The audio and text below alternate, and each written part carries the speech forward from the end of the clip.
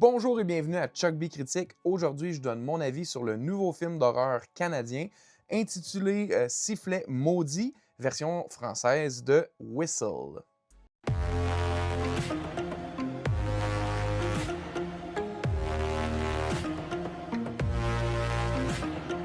Scénarisé par Owen Egerton et réalisé par Corinne Hardy. Ça met en vedette entre autres Daphne Keane, la québécoise Sophie Nellis, ainsi que Nick Frost.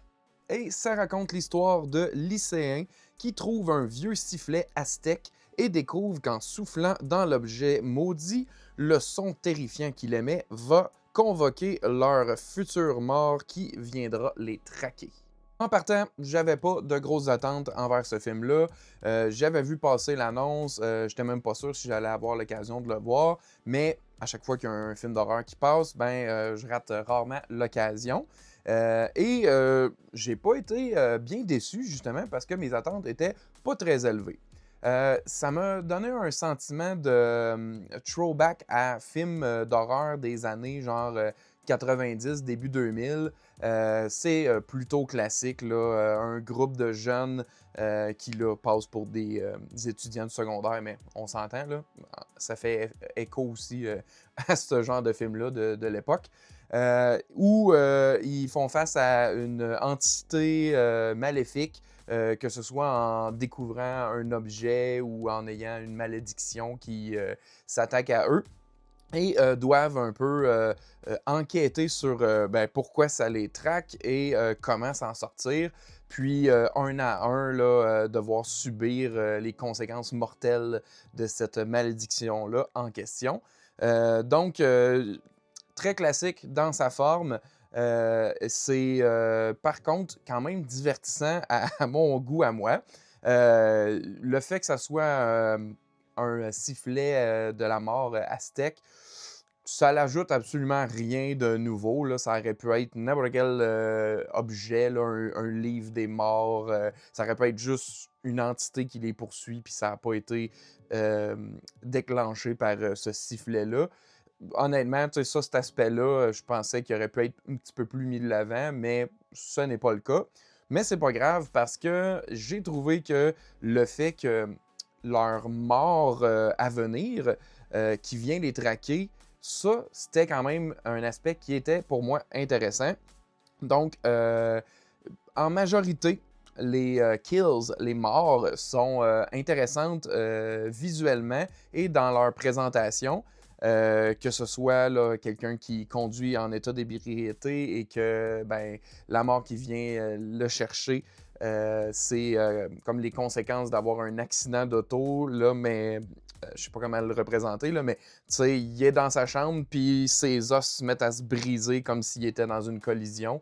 C'est assez impressionnant comment c'est fait. Oui, il y a des effets à l'ordinateur, mais c'était bien fait, puis c'est ça, ça faisait un bon impact pour moi, encore une fois. Je dévoilerai pas tout, là, parce que justement, il y a l'intérêt de savoir comment ils vont succomber un à un. Mais c'est ça. Pour moi, je trouvais qu'il y avait du bon gore, des bons kills. C'était intéressant, un peu original dans la façon dont c'était présenté. Pas tous, mais en grande majorité. Puis aussi, souvent, ça prend la forme comme d'une version 2 qui subit la mort là, quand il les voit arriver. Par moment, il essaye de s'en défendre. Ça fait que leur donner les coups à eux. Admettons, tu veux frapper la version mort de toi-même, c'est toi qui vas recevoir le coup, là, si je m'exprime bien. Donc ça aussi, je trouvais que ça ajoutait quelque chose de quelque peu intéressant dans ce genre de film d'horreur-là. Pour ce qui est des performances, c'est convenable, ça fit là, pour un film d'horreur, c'est pas mauvais, c'est pas extraordinaire, mais ça fait la job. Le setting, l'environnement, ça m'a plu. Une petite ville, genre industrielle, un peu, comment dire, pauvre et pris dans un genre d'époque qui n'est plus. Donc ça, je trouvais ça ajoutait à l'aspect lugubre de toute l'histoire. Il y a un moment où le film se déroule dans un genre de carnaval là, d'Halloween.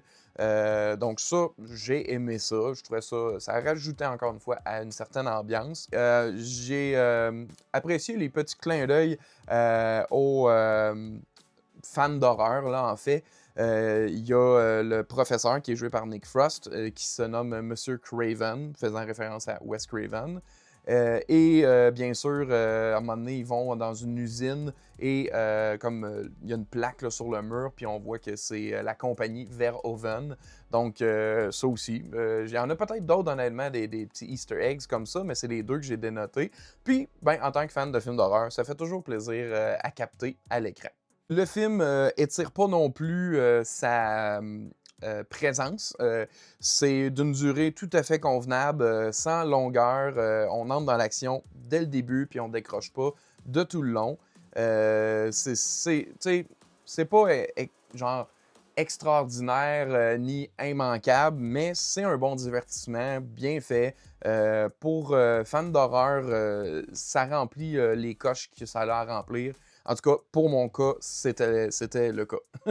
Et donc, c'est pour toutes ces raisons que le film, pour moi, se mérite une note de 7,5 sur 10.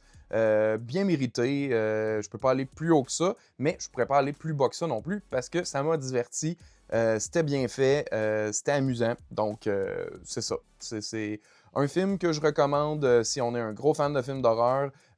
Donc, pas nécessairement à courir aller voir au cinéma. Mais si on les voit tous, je verrais pas pourquoi on skipperait celui-là. Mais si jamais vous le voyez passer en streaming, puis que vous n'êtes pas nécessairement un gros fan, ben ça aussi, là, ça peut être un bon divertissement qui passe le temps. Et en terminant, j'aimerais ça savoir si vous avez vu ce film-ci, qu'est-ce que vous en avez pensé? Sinon, c'est quoi votre film de malédiction maléfique préféré? Écoute, il y en a un puis un autre, là. Il y en a une tonne qui me vient en tête. Mais un plutôt méconnu, ben, la suite, là, en tout cas, bref, de Rage meurtrière 2 pour moi. Parce que tout le monde connaît le premier, le 3 il est sorti straight to DVD, c'était pas très bon.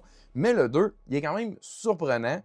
Puis un petit twist, un punch intéressant à la fin de ça. Donc, à mon souvenir, parce que ça fait quand même longtemps que je ne l'ai pas réécouté, c'était un beau petit bijou d'horreur assez intéressant. Mais moi, ce que je veux savoir, c'est quoi votre film de malédiction maléfique préféré? Dites-moi ça dans les commentaires ci-dessous. Et sur ce, je vous dis merci d'avoir écouté. À la prochaine!